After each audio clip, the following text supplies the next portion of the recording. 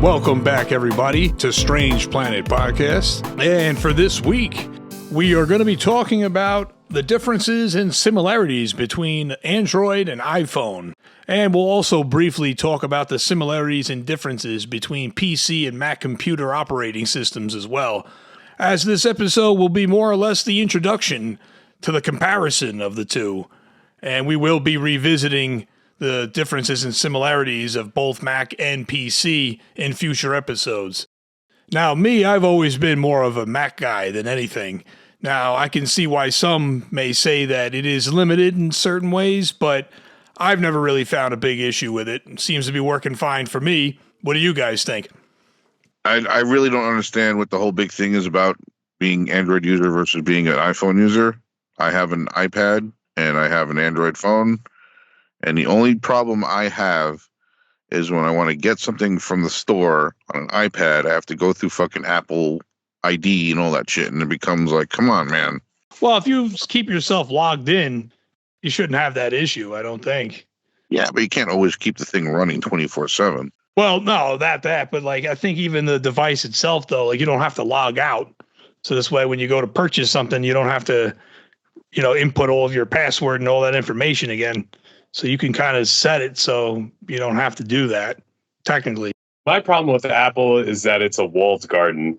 They have, one unified Apple store, and that's the only way that you can get apps on your device. Apple has to approve of them.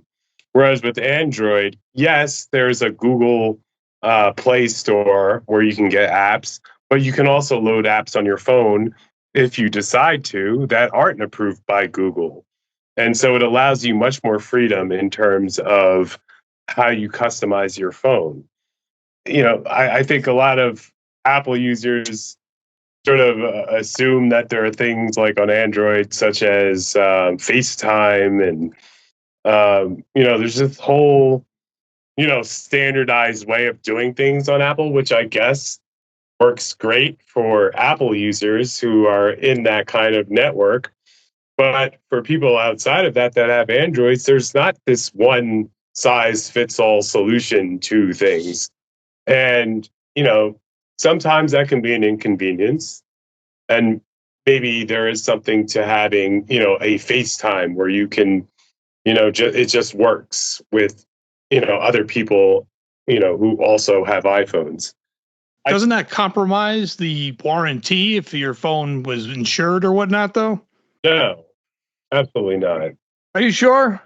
Loading whatever apps you want on your phone that are not approved by the store. So say one of those apps gives you a virus and your phone shuts down. They might not reimburse you for that if that's the case. You could always factory reset your phone. It's not a hardware problem that triggers that's true. Violation. I don't know. I mean, I just feel like they're not that different, first off. And then second off, I kind of feel like they are different because every time I look at, someone's Apple phone, it's the same shit. It looks the same. Yeah, well, I don't care about all the colors and making sure you can change the background and all that. That's cool. Why do I have to have those goofy looking like icons and shit? Like, I don't know. That doesn't faze me. I like to customize and make things my own rather than having that cookie cutter, like, oh, I have the same thing that everyone else has. I mean, it would be cool if I guess they allowed you to like kind of, rather than keep them in an order, to like be able to shift them around maybe so they're not in a straight line at always. But I could care less, because then if it's a really issue, you could just make a folder and put them all in a folder. You know what I mean? So like I don't really see I should say, if you're looking for more customization options, then yeah, I guess you're right. I would say the Android's probably got more to offer there. But if you don't give a shit like me, I don't know. I've had an iPhone and Mac computers for well over a decade now. And to tell you the truth, I never had any problem. Don't even get me started on Mac computers. Like, if you're a gamer, don't buy a Mac. That is kind of true. Yeah, that is true. A lot of it isn't available for it. Or when it is available, it's like months later. But Right. I don't use my Mac for that. Yeah. It's just, it's inconvenient because, again, Mac has to have, regular PCs You can build your own regular PC using parts. I built my own PC using parts that I purchased and chose, and I customize it. Yeah, I guess when you order a Mac from Apple, you can quote unquote customize it, but you have to use parts approved by Apple, and you have to use, it's all, Apple deciding what you get, and then when you get your computer, you can't even run most of the software that other people can run. Well, it depends upon what software. Okay, yeah, Apple approved software.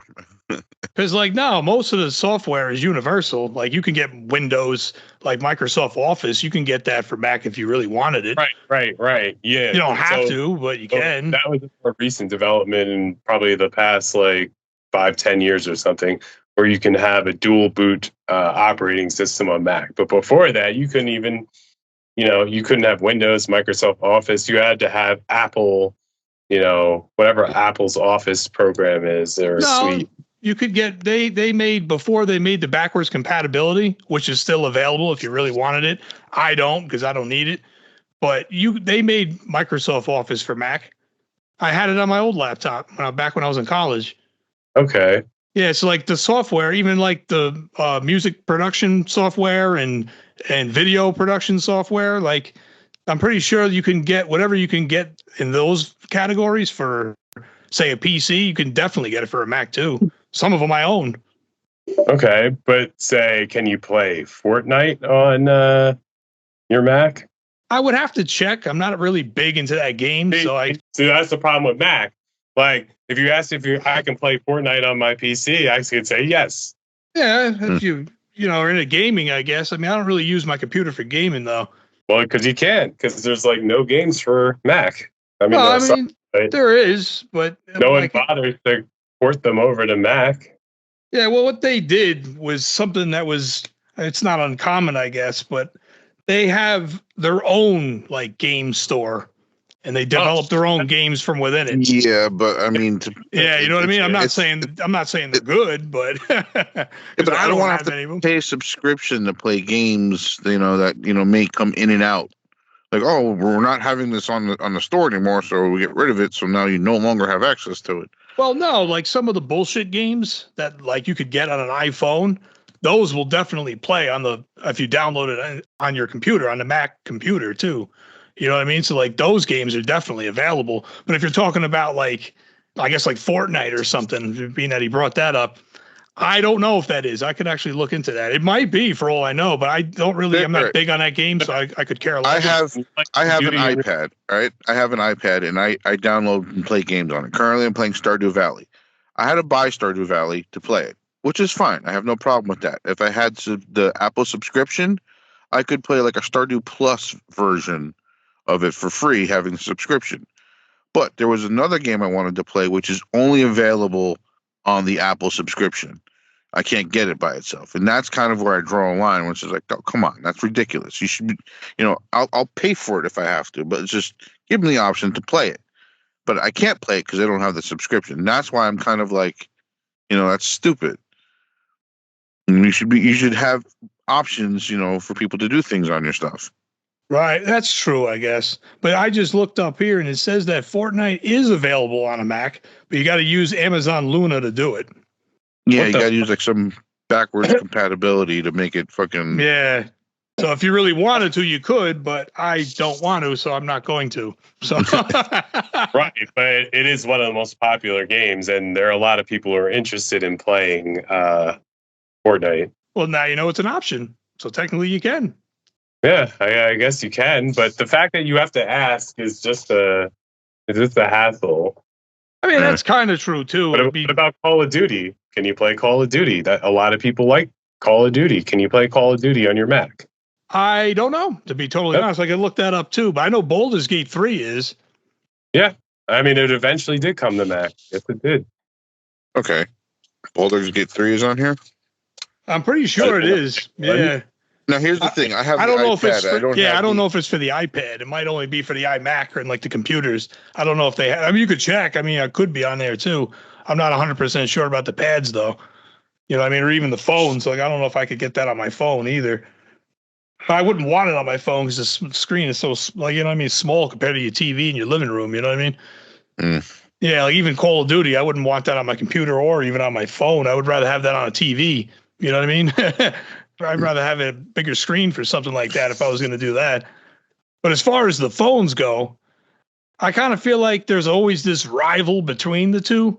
And like, sure, I can see positives and negatives on both sides. But I just feel like generally, for what the main purpose of what the device is for, they both do the same thing. Right. They both do generally the same thing, but one is severely limited. One is, yeah, I guess a little more limited, I suppose. But the one thing I will say about it is it's pretty freaking reliable. And you don't need any antivirus software or any of that nonsense from right. No one wants to bother to make viruses for it. Yeah, that's a good thing for the users because they don't have to worry about it ever. You know what I mean? Okay. So I cannot play Baldur's Gate 3 on here. I can play every other fucking version of Baldur's Gate. They have an Ultimate Collection, which is like Baldur's Gate 1, 2, Icewind Dale. Those are games from like 40 years ago. Yeah, I know. I own at least 3 of them. Right. That were for my computer back then. Last year, that won Game of the Year. That's what we're talking about. That's the important question. No, I know, and I'd love to play that on here, but I don't have that option. Yeah, no, it won't be on the pad probably. But I checked on the store here. You can get it on my computer. I can get it. Yeah, no, like Baldur's Gate 3 can only it's only on next gen consoles. Right. Xbox Series X and S and PlayStation 5. You can't play it on PS4 or Xbox One. Yeah, I can't handle it. So I'm not surprised there. Yeah, I hear you there too. That's why I didn't think that was going to be a thing, let alone the phones too. You know what I mean? Yeah, you're not going to play that on a mobile phone. No, you wouldn't. You know, no way. There is a Call of Duty though that you can play on your phone. I used to have it actually, like a couple of years back. A friend at work actually convinced me to try it, and I was like, it's kind of cool, but I don't know. It wasn't for me. Not on the phone. You know what I mean? I don't really play that many games on my phone, to be honest with you. That's another thing. I guess if you're looking for that, then maybe that could help you decide on which one to get. But like, I don't mess with that as much. If I'm going to game at all, it's going to be probably on console, not on my phone. You know what I mean? I might get some BS little card game or something to, play in the waiting room at the DMV when you're sitting there for 9 hours. But like, you know what I mean? But like, other than that, I don't really do that with this as much, Hell, I game on my fucking lunch hour. Do you really? Like, yeah, I mean, there's a series in there, a couple of, there's various ones, but I don't mess with them that much, I guess. But as far as like the generalization of the phones, like calling, texting, web browsing, FaceTime, you know what I mean? Like generally, whoa. Android does not have FaceTime. You don't have something called FaceTime. Well, you can see the person, though, right? Yeah, it's called video calling. Yeah, we do not have FaceTime. It's the same fucking thing. Yeah. Come on. Yeah, but ours is not an app. Ours is built into our phone. Yeah, but you would call someone, or you could video call someone. Same thing, just different name. Yeah, let's. No, if I go to my phone and go to G, I can call you physically, or my face could be on the phone. Like, hey. It's a demolition man. I know, but Apple could do that too, though. That's not, right, what I mean? It has its own thing. Like, you can't quote unquote FaceTime me. If you use your FaceTime app to call me, it won't work. I guess maybe you could do a video call. I'm not sure, but I know that Android and Apple users have enough trouble texting, especially with group text. Really? It's been a problem. Yeah. Because I've never had a problem with that. No kidding. Yeah. I got a couple of group texts that I'm in, and they're not all Mac users. With Android and Apple users always like, say that, you're showing up, or the whole thing shows up in green, like the text messages. Oh yeah, no, that's how it works though. It's blue if you're texting to like because the catch is this: when you send text messages, it's all through iMessage, which is their own obvious messaging system. But when you're texting someone that doesn't have that, it comes up as green. That's it's just a color difference. So if you had an iPhone and I had an iPhone, and I send you a text message, it's going to come up as blue. And there's other options that you could also do with that as well. There's like, if it was someone's birthday, you could be like, happy birthday, and then a bunch of balloons show up, you know what I mean, or some corny like that. But if the person has an Android and the message is being sent from an iPhone, it still works, just the color's different. It's just green instead of blue. Right. But then sometimes, if I'm in a group text with like Apple people, there's like errors and shit where it just like spams like, random messages like with attachments that don't actually have anything. Like it's weird. That's weird. I've never encountered that. Yeah, all because Apple wants to do things just a little bit differently.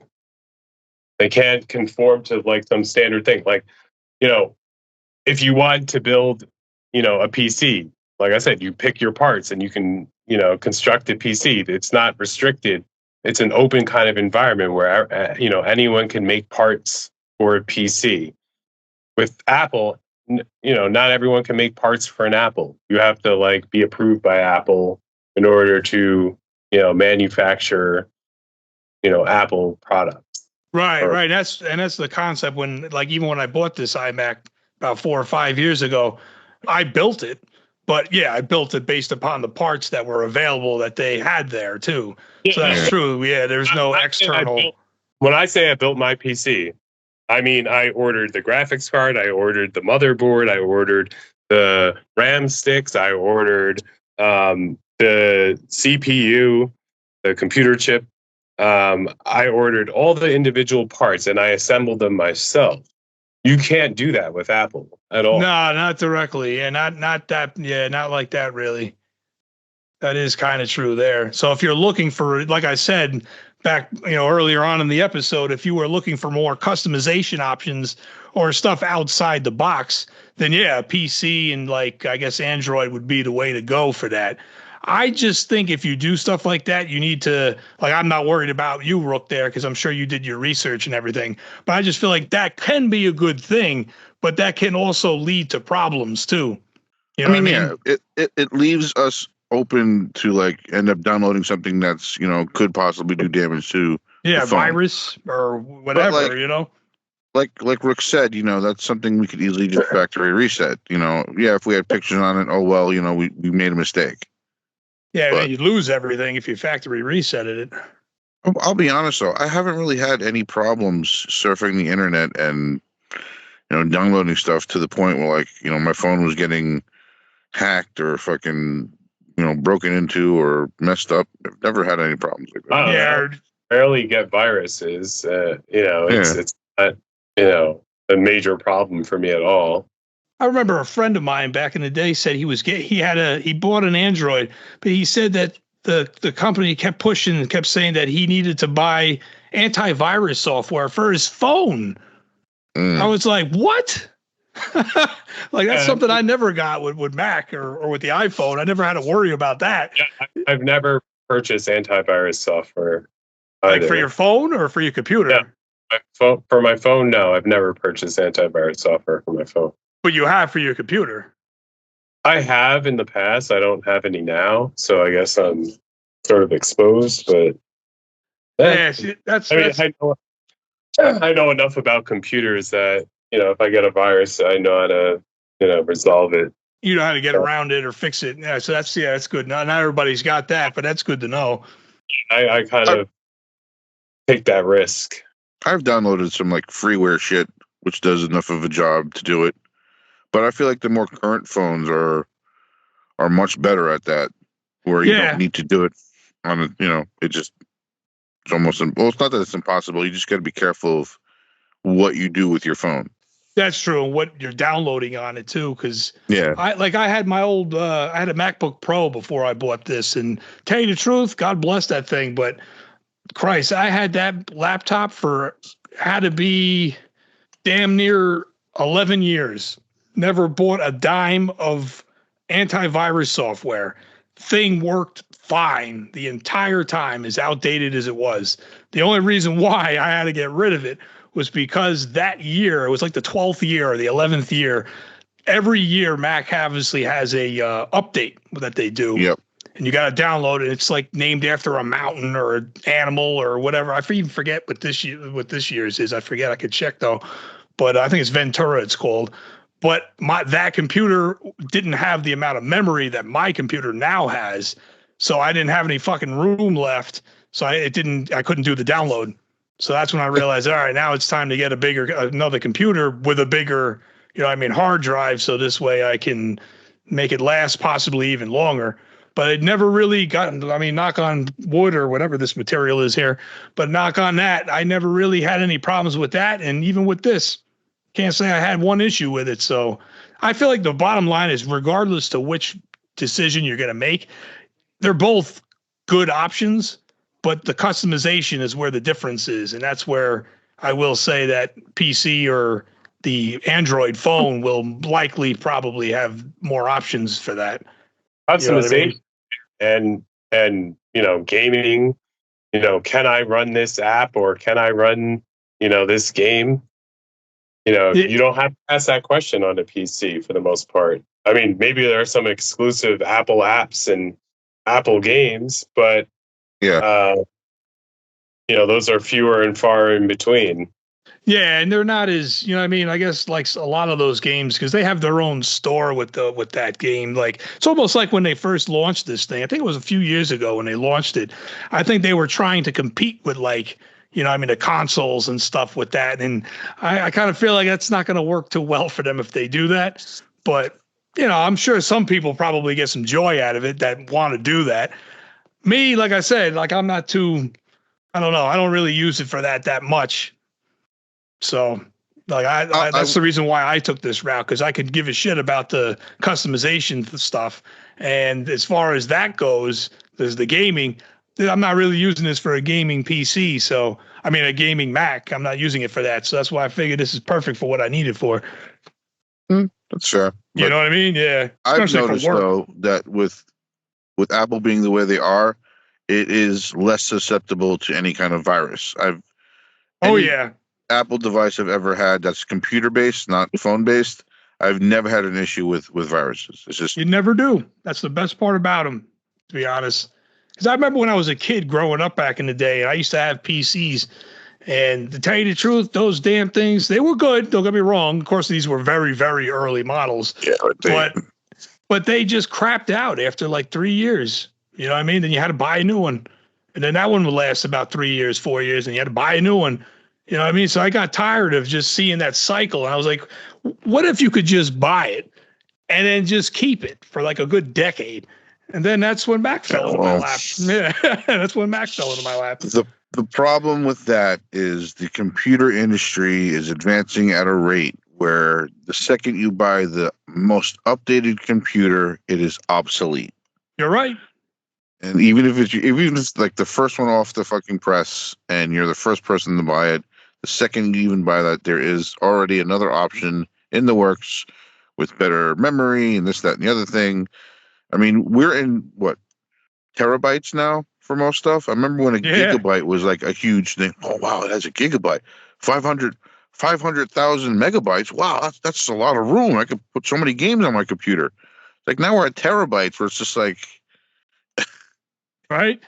Even to think about that we're getting to the point where there's enough programs on a computer to fill that is phenomenal. It's getting to a point now where it has to keep getting better and better. They're not going to do it because it's not economically beneficial to them. But if you made like a base model computer and were able to update the parts to the point that you could go a decade, 2 decades with the same base model, but even if you had to update, I guess the motherboard would be the biggest one to be compatible because, the CPU would have to change every so often, the RAM you'd have to change every so often, the internal memory you'd have to change every so often just to keep up with the, updates.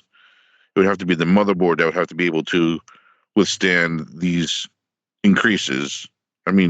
Correct me if I'm wrong, Rook. It depends.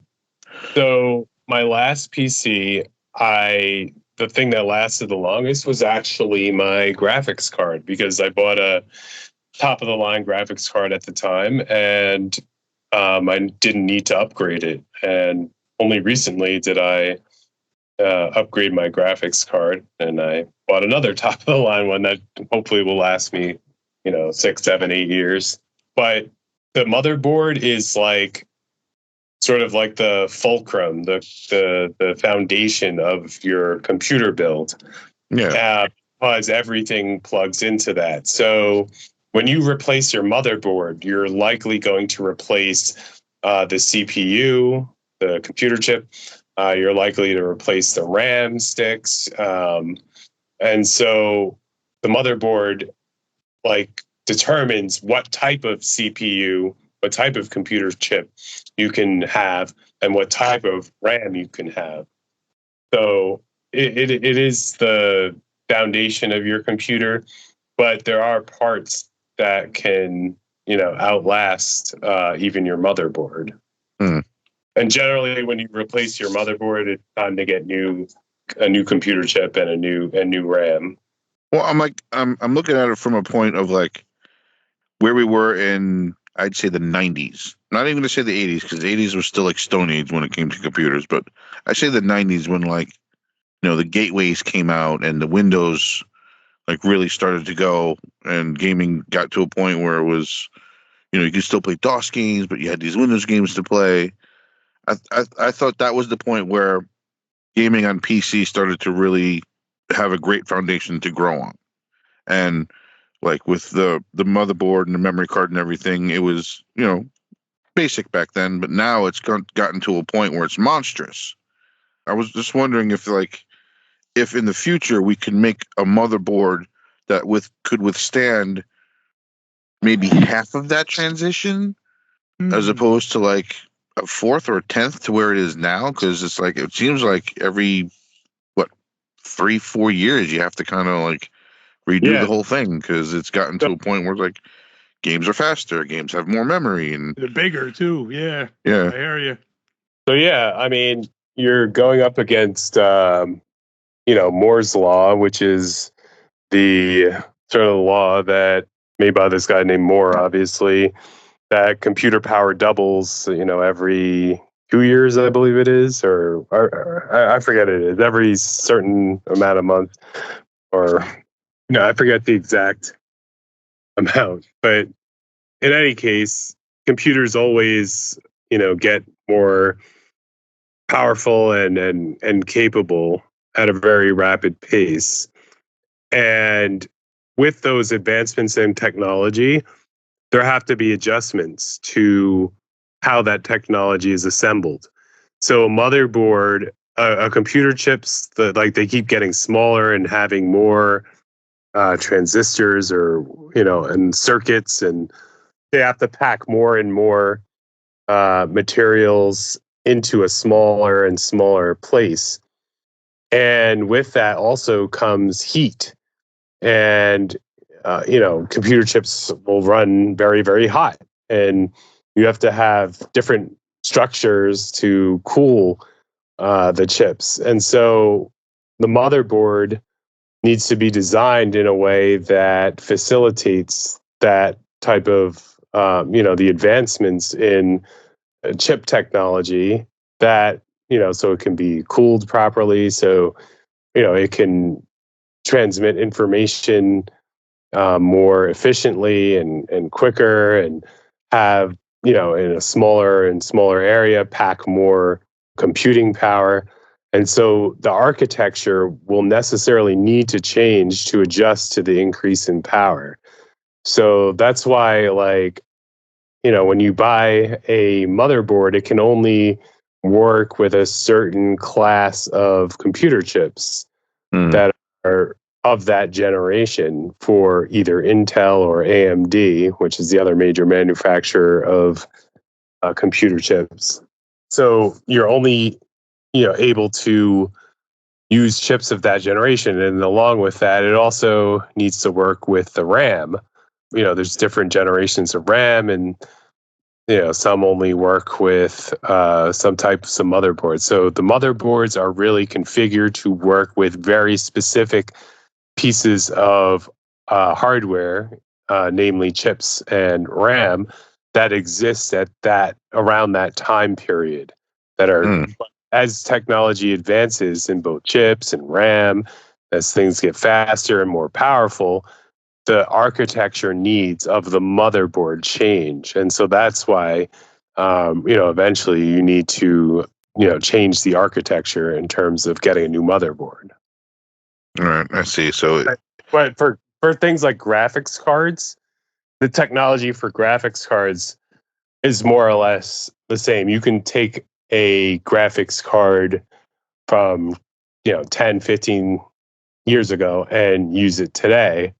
You plug it into the same PCI port, and so those ports haven't changed. In the 90s we didn't really graphics cards. Everything, we didn't have dedicated graphics cards. Maybe toward the end of the 90s you had those, what I think they were called VFX cards at that point in time, or GFX cards, like something FX, or they had those really early graphics cards that were tiny, and but now graphics cards are huge.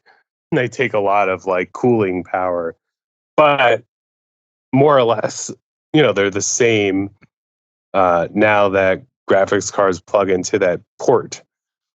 And so there's not really a difference. I could still, my graphics card from 8 years ago still works today. I just wanted a more powerful one, but it could still run current. It was an 8 gigabyte graphics card. My one now that I just got is 16 gigabytes, but an 8 gigabyte one, will work just fine today. See, this kind of reminds me of like the late 90s, early 2000s, where like a gigabyte for RAM was like a big thing, and this is just now for the memory. This is just now for the graphics card. For real. Back in the 90s, a gigabyte of RAM was unheard of. Yeah, exactly. He's like even like 500,000 megabytes was like, wow, that's a lot of fucking RAM. Like 16 megabytes of RAM was a lot. Yeah, it's crazy to think out where we are now. Now, there has to come to a point where we exceed the limitations of the materials we're using. We get to a point where we're stuck because we can't exceed the limitations of the materials we're using. We're like, chips can only get so small. Right. You can only get, Yeah, you would think. Yeah. So actually, we did we're reaching sort of that point. So instead of having one computer chip that's smaller and smaller, we're having multiple cores. So really, when you buy a computer chip, you're buying multiple computer chips. So you could have like, a 16, 32, 24 core computers, which means that, there's really 24 or, 32 computer chips, in one chip. And that's all we got for this week, everyone. Don't forget to like, share, and subscribe, and hit the bell icon for notifications. Strange Planet will have new episodes on YouTube every Friday. Thanks for listening, and we will see you next week.